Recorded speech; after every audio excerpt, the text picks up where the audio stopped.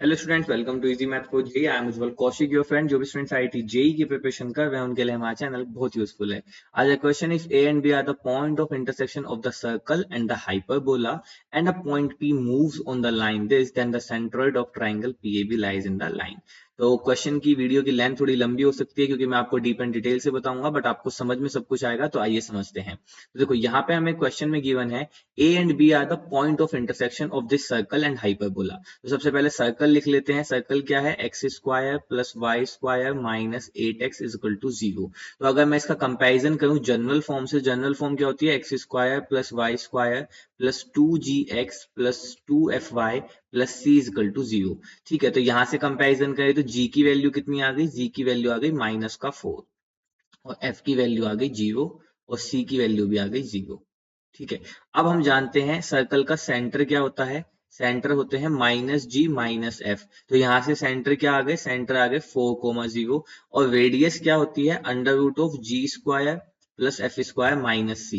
तो यहां से आ गया under root of 16 plus 0 minus 0, तो यानी कि 16 यानी कि 4। तो बेसिकली ये एक सर्कल है जिसका सेंटर है 4,0 एंड रेडियस है 4। चलो, अब दूसरा हमें क्या गिवन है? हाइपरबोला। तो हाइपरबोला गिवन है x square upon 9 minus y square upon 4, this is equal to 1। तो हॉरिजॉन्टल हमें गिवन है, तो चलिए थोड़ा सा डायग्राम बना लेते हैं, चित्र बना लेते हैं, ताकि हमें थोड़ी सी क्लियरिटी आ जाए। ठीक है, सबसे पहले हमें एक सर्कल गिवन है। सर्कल जो है वो कैसा है? 4 ही रेडियस है, 4,0 से है, तो मतलब वाई एक्सिस को टच करता हुआ होगा ओरिजिन पे। ठीक है, तो हमने ये सर्कल बना लिया कुछ इस तरीके का।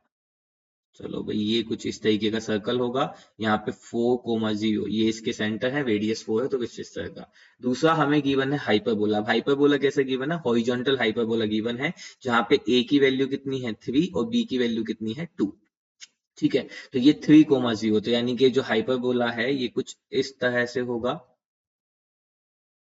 ठीक है, तो ये इस तरह से होगा। तो अब क्लियरली हमें विजिबल है कि पॉइंट ऑफ इंटरसेक्शन जो मिल रहा है वो एक तो फर्स्ट क्वाड्रेंट में मिल रहा है और एक फोर्थ क्वाड्रेंट में मिल रहा है। या हम कह सकते हैं वाई एक्सिस के राइट हैंड पे है, तो एक्स क्या होगा? पॉजिटिव होगा। ठीक है, ये हमने क्यों किया? क्योंकि दोनों ही सेकंड डिग्री की इक्वेशन है, सर्कल की भी हाइपरबोलिक। जब हम इनको सोल्व करेंगे तो वहां से हमें x की 2 वैल्यू मिलेंगी। तो अब इस डायग्राम से हमें ये पता लग गया कि हमें सिर्फ x की पॉजिटिव वाली वैल्यू लेनी है, नेगेटिव को नहीं लेना है। तो बस इसी के साथ अपने क्वेश्चन में आगे चलते हैं।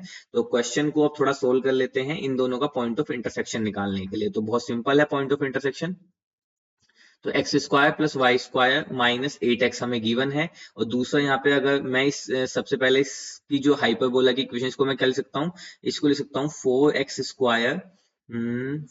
स्क्वायर माइनस 36 आएगा ना, तो minus 9y square, this is equal to 36। ठीक है, मैंने इस तरह से इसको लिख लिया 36 का एलसीएम लेके। तो ये हो गई इक्वेशन 2, और इसको बोल देते हैं इक्वेशन 1। तो इक्वेशन 1 एंड 2 से तो यहाँ से हो जाएगा 4x स्क्वायर माइनस 9। अब देखो, वाई स्क्वायर की वैल्यू सर्कल की इक्वेशन से पुट कर दो, तो वाई स्क्वायर किसके इक्वल आ जाएगा?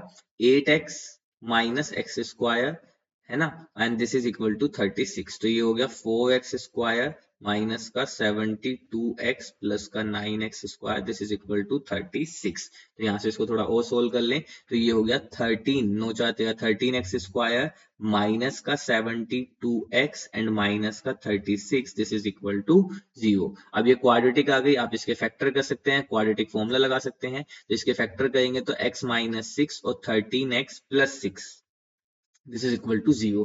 तो यहाँ से x की 2 वैल्यू आ जाएंगी, एक तो आ जाएगी 6 और एक x की वैल्यू आ जाएगी माइनस का 6/13।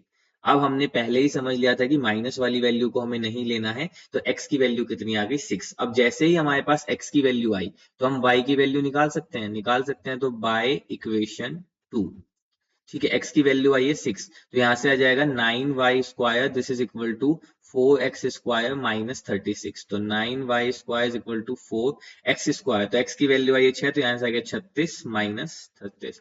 तो अगर 9y square is equal to 36 अगर मैं कॉमन ले लूं तो 4 माइनस 1 इंटू 3, तो y square is equal to 36/3, क्योंकि 9 को इधर ले आए तो कैंसिल आउट हो गया। तो y square is equal to 12। तो y की वैल्यू कितनी आ गई? प्लस माइनस, और 12 को लिखने तो 4 इंटू 3 यानी कि 2√3। तो यहाँ से y की वैल्यू आ गई 2√3 प्लस माइनस का। ठीक है, तो बस अब हमारे पास अब मिल गया हमें क्वेश्चन। तो देखो, तो जो पॉइंट ऑफ इंटरसेक्शन था, तो मान लेते हैं ये पॉइंट ऑफ इंटरसेक्शन ए है, तो ए के कोऑर्डिनेट क्या आ गए? ए के कोऑर्डिनेट x की वैल्यू 6 और y, क्योंकि ये फर्स्ट क्वाड्रेंट में तो y भी पॉजिटिव होगा, तो यानी कि 2√3। इसी तरह से b जो है, b इसको मान लेते हैं, तो b के कोऑर्डिनेट क्या आ गए, x की वैल्यू तो 6 ही है, y की वैल्यू माइनस का 2√3, क्योंकि फोर्थ क्वाड्रेंट में है तो y नेगेटिव होगा, है ना। देखो आज 12 को सिंपल ऐसे समझ लो ना, अगर आप 12 में डाउट मान रहे हो तो 4 into 3, तो 4 था तो 4 को बाहर ले आए तो 2√3, ठीक है। चलो अब हमें a और b मिल गया। अब हमें क्या गिवन था, हमें एक लाइन गिवन है 2x माइनस 3y प्लस 4, तो मैं लाइन भी यहाँ पे लिख देता हूँ 2x माइनस 3y प्लस 4 दिस इज इक्वल टू 0। अब क्वेश्चन ये कहता है कि जैसे मान लेते हैं ये कोई a है, ये बी है, अब एक ट्राइंगल है और ट्राइंगल की जो तीसरी वर्टेक्स है, मान लेते हैं वर्टेक्स सी, वो लाई कर रही है इस लाइन पे, वो जो मूव कर रहा है, वो मूव कर रहा है इस पे 2x माइनस 3y प्लस 4 इज इक्वल टू 0 पे। तो वो जो पॉइंट हमें गिवन था P, वो यहाँ पे मूव कर रहा है और हमसे पूछा क्या था, जो ट्राइंगल हम P चलो यहाँ मान लेते हैं, तो जो ट्राइंगल बन रहा है PAB, हमसे इसका सेंट्रोइड पूछा है। तो चलिए पहले थोड़ा सा सेंट्रोइड समझ लेते हैं कि सेंट्रोइड क्या होता है, तभी तो हम क्वेश्चन को अच्छे से समझ पाएंगे। तो देखो सेंट्रोइड होता है, जैसे मान लीजिए आपको एक ट्राइंगल गिवन है, ट्राइंगल का नाम मैं कुछ और ले लेता हूं, तो यहाँ से लेते हैं CEF, मान लेते हैं ये कुछ हमें ट्राइंगल गिवन है, ठीक है।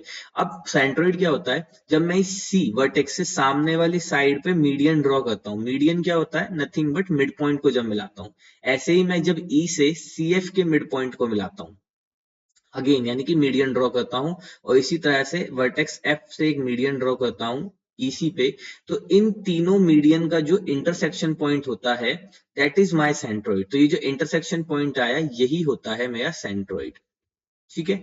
अब यहाँ पे एक कॉन्सेप्ट होता है, जैसे मान लेते हैं वर्टेक्स है x1 y1, ये वर्टेक्स है x2 y2 और ये वर्टेक्स है x3 y3। तो जो सेंट्रोइड होता है, अगर हमें सेंट्रोइड के कोऑर्डिनेट लिखने हो तो सेंट्रोइड के कोऑर्डिनेट होते हैं x1 plus x2 plus x3 by 3 और y1 plus y2 plus y3 by 3, ठीक है। तो बस अब देखो यहां से हमें a पता है, मैं लिख देता हूं a क्या है हमारा 6,2√3, हमें b पता है b क्या है 6, माइनस 2√3। अब p क्या है, p जो है इस पॉइंट पे लाई करता हुआ लाइन है, तो अगर मैं इस पॉइंट पे x को अल्फा ले लूं तो y की वैल्यू मैं इन टर्म्स ऑफ अल्फा लिख सकता हूं, तो वो कितनी आ जाएगी, वो आ जाएगी 2 अल्फा प्लस 4/3, ठीक है। तो हमने यहाँ पे p पॉइंट भी एक अल्फा की टर्म में ले लिया। इससे फायदा क्या हुआ, हमारे पास अब एक ही अननोन रह गया। अगर हम उसको ऐसे नहीं लेते तो हमारे पास दो अननोन रहते, ठीक है, x और y, अभी एक ही अननोन हो गया। अब यहाँ पे जो इनका सेंट्रोइड है, तो ट्राइंगल PAB, तो सेंट्रोइड क्या होगा, सेंट्रोइड का लोकस, अच्छा सेंट्रोइड का लोकस पूछा है ना, तो हमने मान लिया कि भाई इनका जो सेंट्रोइड है उसका लोकस कहीं यहाँ पे है, तो लोकस मान लिया हमने एच के। अब देखो लोकस का कॉन्सेप्ट क्या कहता है, मैं वो भी आपको साइड में लिख के बता देता हूँ। देखो लोकस का कॉन्सेप्ट सिर्फ ये कहता है कि जब भी आप लोकस मानो एच कोमा के, तो आपका अल्टीमेट टास्क होना चाहिए कि आप अपनी जो फाइनल इक्वेशन है उसको सिर्फ एच और के में ले आओ, ताकि एच को एक्स से और के को वाई से रिप्लेस कर दो। तो बस हम यहाँ पे यही यूज करने वाले हैं, हमने इसका सेंट्रोइड माना है एच के, ठीक है, सेंट्रोइड का लोकस माना है H K, so this will be equal to, अब देखो फॉर्मूले की हेल्प से क्या होगा, x1 plus x2 plus x3 by 3, तो यानी कि अल्फा प्लस 6 बाई 3, इसी तरह से 2 अल्फा प्लस 4/3, ठीक है, प्लस में आ गया आपका 2√3 माइनस 2√3 अपॉन में आ गया 3, ठीक है। तो अब h को कंपैरिजन करें तो h किसके इक्वल आया, अल्फा प्लस 12/3 के, तो यहां से मेरे पास अल्फा की वैल्यू अगर मैं निकालूं तो क्या आ गई 3h माइनस का 12।